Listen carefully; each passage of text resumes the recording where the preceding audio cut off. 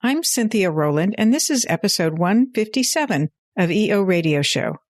On June 10, 2026, the tax court issued an opinion in a case that provides a great opportunity for talking about charitable contribution deduction acknowledgment requirements. For listeners that want to read the opinion, we'll have a link to the case, that's Wells versus Commissioner, in the show notes. A case like this is a lot less dry than a recitation of the rules about charitable deduction acknowledgment requirement, and it's easy to empathize with the donor when the full color of real life serves as a backdrop to the legal concepts. Welcome to the EO Radio Show, your nonprofit legal resource. Brought to you by the Exempt Organizations Group at Farella, Braun & Martel. My name is Cynthia Rowland, and I'm a partner at Farella. I'm a business and tax lawyer with more than 30 years of experience advising clients on nonprofit and charity law. Through this podcast, our lawyers and guests will discuss a range of legal and business issues impacting the nonprofit world because we understand you work hard every day to make your community a better place to live and do business. Many of our programs focus on the basics, and at times we'll do a deep dive into narrow and complicated legal issues. Again, welcome to the EO Radio Show. We're glad you're here.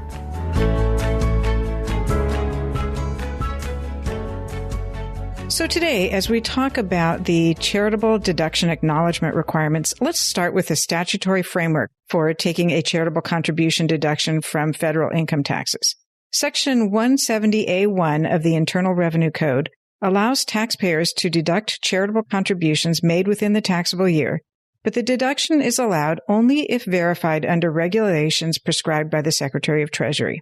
Section 170F8A provides that no deduction is allowed for any contribution of $250 or more unless the taxpayer substantiates the contribution with a contemporaneous written acknowledgment from the donee organization. So for non-cash contributions to certain qualified public charities, the deduction is generally equal to the property's fair market value at the time of the contribution. Now note that additional substantiation requirements escalate based on the value of the property contributed. For contributions exceeding $500, the donor is required to have a description and additional information about the contribution, while for contributions exceeding $5,000, a qualified appraisal signed by a qualified appraiser also must be obtained by the donor. So let's talk about the three specific contemporaneous written acknowledgement requirements under Section 170F8B. The acknowledgement, in order to qualify as a contemporaneous written acknowledgement under the statute, must state all three of the following things. First, the written acknowledgement must state the amount of cash and a description, but not the value, of any property other than cash that was contributed. Number two, the document must state whether the donee organization provided any goods or services in consideration, in whole or in part, for the contributed property. And the third item here is that there must be a description and a good faith estimate of the value of any goods or services the taxpayer received as consideration from the donee organization. Finally, the taxpayer must receive the contemporaneous written acknowledgement on or before the earlier of the date that the return for the year is filed, or the due date of filing the tax return. So with that as background, let's talk a little bit about the facts in the case. So as I mentioned, the name of the case is Wells versus Commissioner. The opinion was just published this past week. So here are the facts. There was an entity known as French Camp Academy, which was a boarding school, that had taken over the operations of another entity called Chamberlain Hunt Academy in 1998. After investing over $22 million in operational shortfalls and capital improvements, French Camp Academy decided to divest the property. So in 2013, French Camp Academy sold the property to an entity, Chamberlain LLC, which was partly owned by Mr. William P. Wells. So for the rest of this episode, I'm going to refer to him as Wells. On December 30 of 2016, the LLC, Chamberlain, transferred the property back to CHA, to the Chamberlain Hunt Academy, by a quitclaim deed. That deed was drafted and signed by Wells as manager of the LLC, Chamberlain. The deed granted the property for a stated consideration of $1. So basically a gift of the original property. That same day, that's December 30 of 2016, Wells signed a donation letter drafted by his accountant addressed to the president of the donee, that's Mr. Jim Montgomery, stating that the donation had an appraised value of $4,420,000. The challenge that leads to the heart of the case is that Wells was effectively on both sides of the transaction. He was the donor as part owner of Chamberlain LLC, and he was also serving as an officer and director of the donee, that is, Chamberlain Hunt Academy. 6 months after the donation, the accountant, Mr. Long, emailed Wells requesting that the president of the donee sign a letter acknowledging the donation. Wells drafted the acknowledgment letter himself and then asked Montgomery to sign it. Montgomery handwrote and signed the acknowledgment letter on the donee's letterhead, but it wasn't dated. So there were 4 documents that were relied on by the donors in taking the position that they were entitled to the charitable contribution deduction and that the contemporaneous written acknowledgment requirement was met. The first document is the donation letter, which was created by Long and signed by Wells, but it was not acknowledged by the donee. Then there was also the quitclaim deed, which was drafted and signed by Wells. And again, that didn't have any acknowledgement or signature from the donee organization. The third document was an acknowledgement letter, which was handwritten and signed by the president of the donee. And then finally, there was the Form 8283, which is an IRS form that's required to meet the substantiation requirement for gifts over $5,000. This Form 8283 was signed by the president of the donee. So it turned out, spoiler alert, the tax court denied the deduction for a number of reasons. First, the quitclaim deed and the donation letter could not be considered to be part of the contemporaneous written acknowledgement because they were not acknowledged by the donee. They were created and signed only by the donor, and they were done on behalf of the donor. Next, Mr. Wells' presence on both sides of the transaction did not eliminate the contemporaneous written acknowledgement requirement, according to the court. The tax court held that Section 170F8 requires the contemporaneous written acknowledgement from the donee must be from the donee, not from the donor, regardless of whether the donor and donee share common control.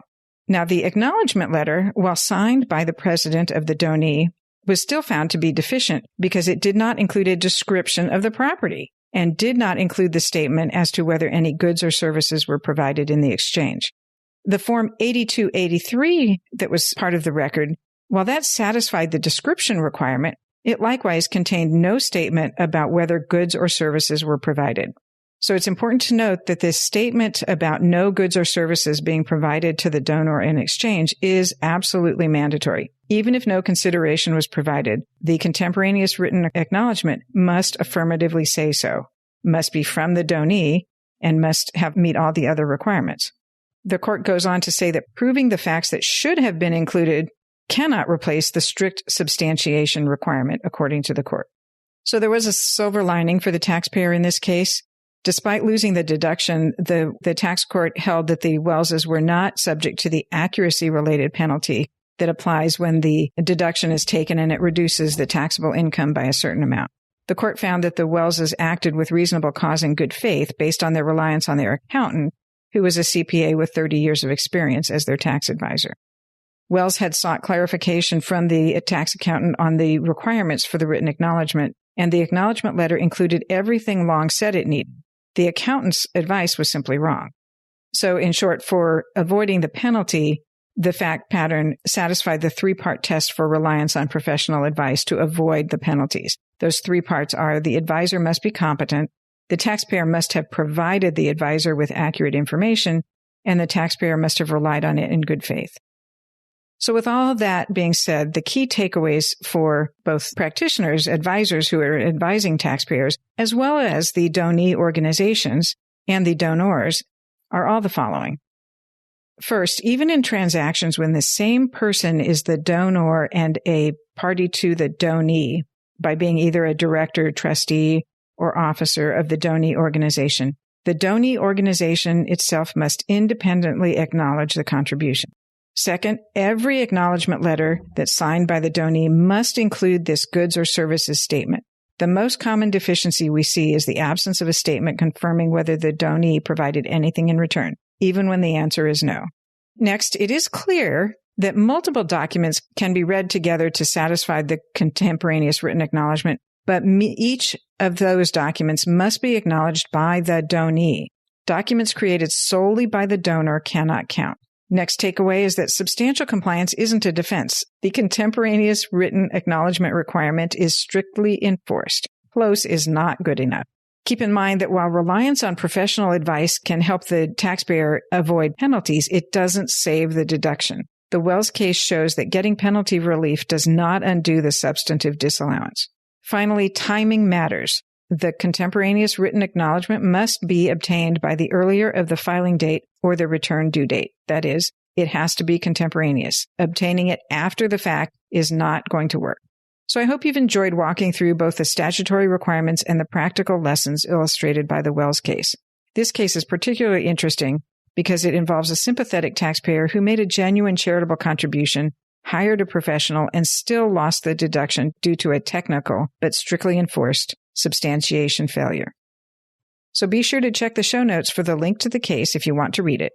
I'm Cynthia Rowland, and you've been listening to EO Radio Show, your nonprofit legal resource, brought to you by the Exempt Organizations Group at Farella, Braun & Martel. If you have suggestions for topics you would like for us to discuss, please email us at eoradioshow@fbm.com.